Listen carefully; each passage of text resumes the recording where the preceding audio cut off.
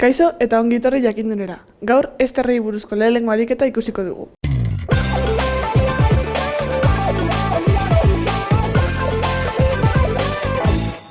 Kasu honetan konposatuak izendatuta dauzkagu eta molekulak marraztu behar ditugu. Lehenengo eta behin zilar metanobatoa daukagu. Ato atxizkia daukanez, ester bat dela dakigu. Eta metal bat daukanez, gatz bat dela.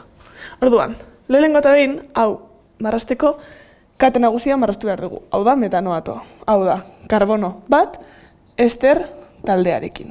Eta hidrogeno batekin. Eta esterraren beste aldera, zilar atomo bat geratuko da. Eta horrela, gure molekula horrela geratuko da. Horrengoan daukagu butilo propanobatoa. Berriro ere, ester bat daukagu, ato atxizkia daukagu.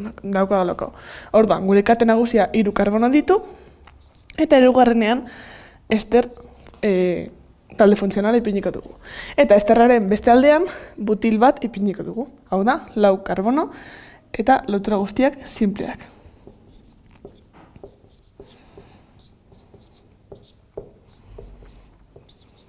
Eta hemendik hidrogenoz betetzen dugu. Eta listo.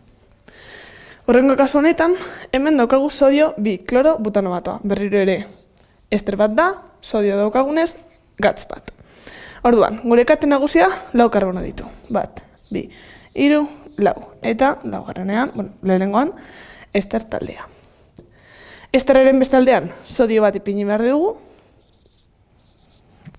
Eta gure kate nagusian, gainera, kloro bat daukagu, 2. karbonoan. Zein da gure 2. karbonoa? Talde funtzionala dutuen muturretik zenbatzen hasten bagara, hau izango da lehenengoa, eta hau bigarrena. Orduan, hemen, kloro bat ipini behar dugu. Eta orain hidrogenoz betetzen dugu.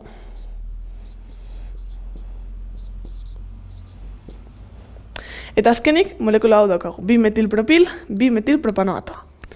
Hau da, ester bat da, non gure kate nagusia propano bat da, orduan, 3 karbono izango ditu, eta lehenengoan ester taldea.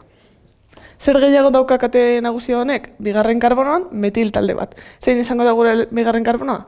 Talde funtzionaletik zenbatzen hasten bagara, hau izango da gure 2. karbonoa. Orduan hemen metil talde bat ipiniko dugu. Eta hidrogenoz betetzen dugu. Eta esterraren beste aldean 2-metilpropil daukagu.